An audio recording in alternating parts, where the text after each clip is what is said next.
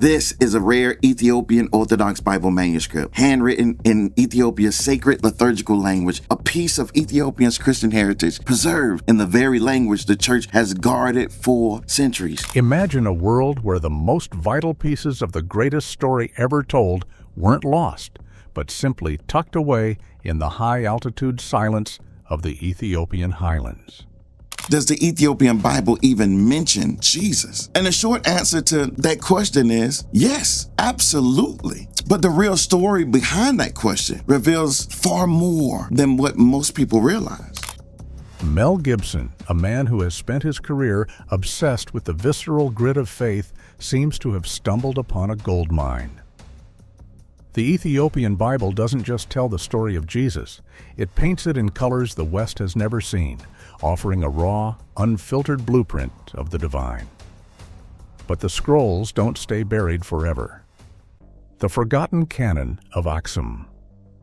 So you have to realize that when we talk about the Bible in the West, we're usually looking at a very specific, curated library. It's 66 books, maybe a few more, if you're pulling a Catholic or Orthodox version off the shelf. But over in Ethiopia, in those ancient stone-hewn churches of Lalibela and the high-altitude monasteries of Acoustic, the math changes completely. They have 81 books. Think about that for a second. That is a massive amount of extra narrative, extra context, and frankly, extra flavor that most of the world has just ignored for centuries. Now, when someone like Mel Gibson gets his hands on this kind of material, you know it isn't going to be some dry academic exercise. We're talking about a filmmaker who basically reinvented the biblical epic by making it feel like a crime scene, bloody, real, and immediate. And the Ethiopian Bible? It is the ultimate director's cut. It's got the Book of Enoch, the Book of Jubilees, and these incredibly vivid descriptions of the celestial realms that make the standard New Testament feel like a summary by comparison. If you really sit down and look at the Garima Gospels, which, by the way, are some of the oldest illuminated Christian manuscripts in existence, the colors are still screaming off the page. We are talking about deep purples, vibrant oranges, and gold leaf that has survived since the 4th or 5th century. It's like they were trying to capture the actual light of the Transfiguration before the ink even dried. And the detail? It's not just Jesus went here and said this. This is the lineage of the Watchers. This is how the heavens are structured. And this is why the arrival of the Messiah wasn't just a local event, but a cosmic reboot. You see, the Ethiopian tradition doesn't separate the physical from the spiritual, the way we do in our modern, sanitized versions of faith. In their texts, the world of Jesus is thick with angels, demons, and ancestral wisdom that stretches all the way back to the Queen of Sheba and King Solomon. It's a continuous, unbroken line. When you read these extra books, you start to see Jesus not just as a teacher in sandals, but as this monumental figure standing at the center of a giant ticking clock of history. There's this one part, for example, where the detail regarding the childhood of Jesus or the specific interactions with his mother, Mary, takes on a much more intimate, almost domestic tone, yet remains shrouded in this heavy, mystical atmosphere. It's the kind of stuff that would make a cinematographer drool. You can almost see the dust motes dancing in the light of an Ethiopian sun as these stories unfold.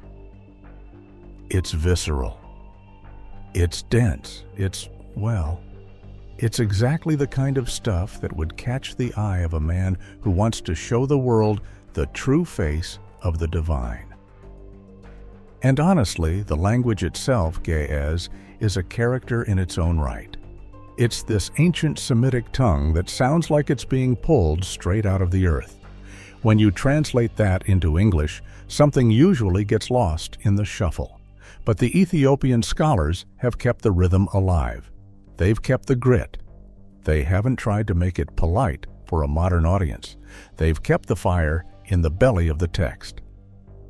So when we hear whispers about Gibson diving into these archives, it makes sense. If you want to find the incredible detail that everyone else edited out during the various councils and reformations of the last 2,000 years, you go to the place that never stopped protecting the original fire. You go to the source that didn't care about what the Roman Empire or the European kings thought was appropriate for the masses. It's about more than just more books. It's about a different perspective on the very nature of reality. In the Ethiopian view, the veil between our world and the next is paper-thin.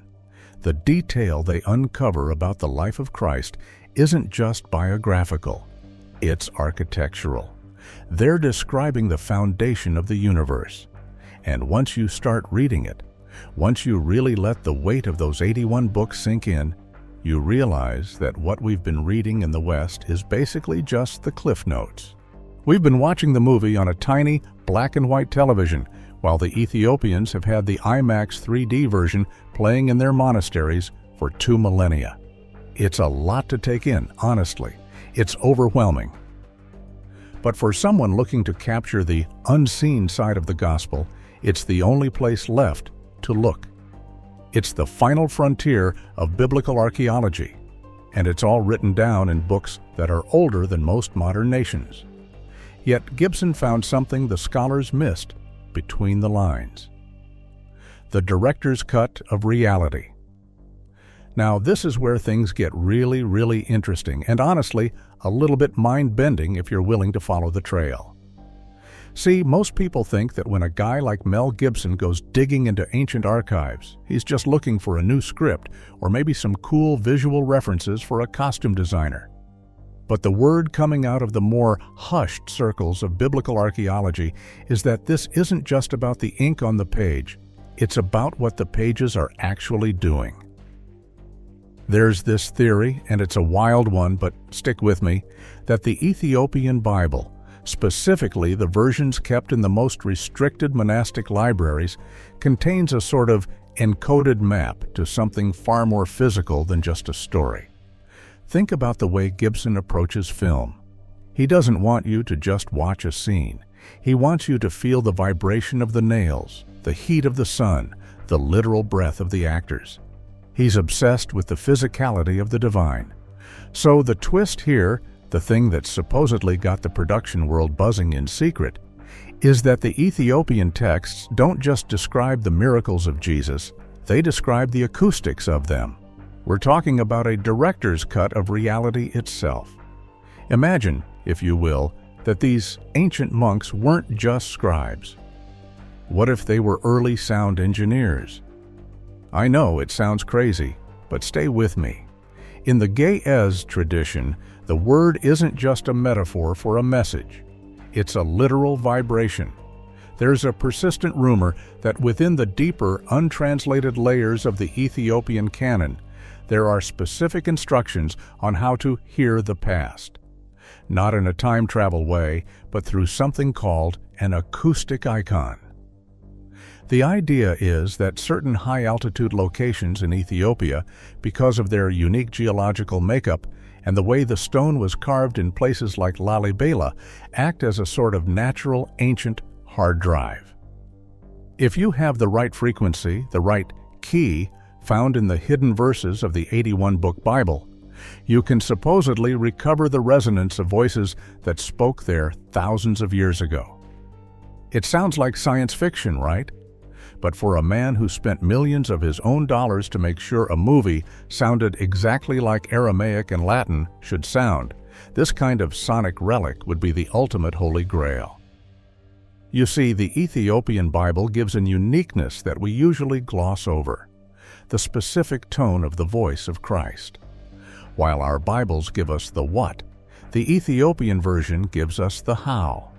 It describes the way the air changed when he spoke. It describes a specific resonance that didn't just reach the ears, but actually vibrated the physical matter of the world around him. If Gibson is truly tapping into this, he's not just making a movie about a man, he's trying to capture a frequency. He's looking for the actual physical sound wave of the Sermon on the Mount that might still be bouncing around the molecules of the ancient world. It's a complete pivot from how we usually think about uncovering Jesus. We usually look for a shroud, a nail, or a piece of wood. But what if the real relic is a sound? What if the incredible detail mentioned in these texts is actually a technical manual for a type of spiritual technology we've completely forgotten? You have to wonder, when you see those shots of Gibson looking intense in some remote corner of the world, is he just scouting a location, or is he standing there with a high-sensitivity microphone trying to catch a whisper from 2,000 years ago? It changes the whole game, doesn't it? Suddenly, the hidden books aren't just extra stories that were too weird for the Roman Church. They're the missing chapters of a physics textbook that explains how the Word actually became flesh. They suggest that the miracles, the healing of the blind, the calming of the sea, weren't magic tricks, but the application of a specific harmonic frequency that reordered the physical world. And according to the legends buried in the Acoustic archives, that frequency was recorded not just in the hearts of men, but in the very stones of the earth. The thing is that we aren't looking at a book at all. We're looking at a waveform. Gibson isn't just a director anymore. He's an archaeologist of the intangible. He's trying to find the director's cut of the universe, the original audio track that was playing before the world got too noisy to hear it. It's a bold, slightly terrifying thought that the voice of the Messiah might still be recorded in the silence of an Ethiopian mountain, waiting for someone with enough grit and enough faith to hit play. But as it turns out, sound carries more weight than ink. The resonance of the Word. Now, if you're sitting there thinking this sounds like some wild crossover between a Dan Brown novel and a quantum physics lecture, you're not alone. But here's the thing, when you actually dig into the linguistic structure of Ge'ez, the language of the Ethiopian Bible, it starts to make a weird kind of sense. Most Western languages are transactional. We use words to describe objects. But Ge'ez? It's a liturgical language that's built on breath and vibration. It's almost like the words weren't meant to be read silently in your head. They were designed to be chanted, to move the air, to create a physical presence in the room. When the Ethiopian texts provide a highlight about the life of Jesus, they aren't just giving us more adjectives. They're giving us the specific notes of the miracles. Think about it. We've always treated miracles as these spontaneous, magical occurrences that just happened because a divine being walked by. But these ancient scrolls suggest something much more technical. They describe a specific resonance. There's a persistent idea in these hidden books that when Jesus spoke to the stormy sea or the withered hand, he wasn't just ordering them to change. He was recalibrating their frequency. If you look at modern physics, everything is basically just vibrating strings of energy, right? E equals mc squared. Tells us that matter and energy are two sides of the same coin. If you can influence the energy, you change the matter. The Ethiopian Bible, in its most esoteric sections, seems to treat the Word as a literal tool for this kind of molecular restructuring. It's why the chanting in Ethiopian Orthodox services is so hauntingly specific. It's an attempt to maintain the correct vibration that was passed down through the centuries. So, when we see Mel Gibson leaning into this, he's not just looking for a better way to film a miracle. He's trying to understand the physics of faith. There's this incredible concept in the Ethiopian tradition called chine, which is a form of poetry that has a wax and gold meaning. The wax is the surface-level story that everyone hears, but the gold is the hidden, internal truth that only those with the ear can find. Gibson is clearly digging for the gold. He's looking for the hidden manual of the universe that explains how a man could walk on water without sinking. It turns out that according to these texts, it wasn't about defying the laws of gravity. It was about understanding a higher law of resonance. The Ethiopian Bible details how the voice of the Messiah could harmonize with the elements. It's like he was the lead singer in a cosmic orchestra, and when he hit the right note, the rest of the world just fell into line. This is the haymaker that changed the game for the production. It's not just a movie about a historical figure. It's a movie about the fundamental sound of existence.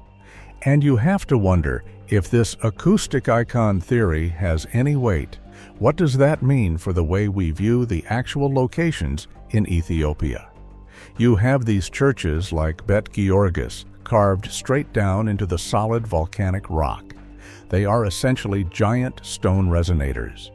If you stand in the center of one of those chambers and hum a certain note, the whole building starts to sing back at you.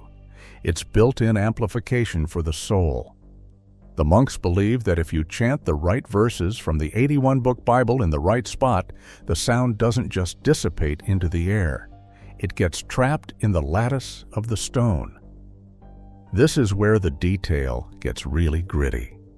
The texts suggest that the Word actually left a physical imprint on the world. Not just a memory, but a literal, measurable vibration that's still there, buried under 2,000 years of human noise. It's like finding a record that's been playing on a loop in an empty room for eons. Most of us are just too busy, too loud in our modern lives to hear it.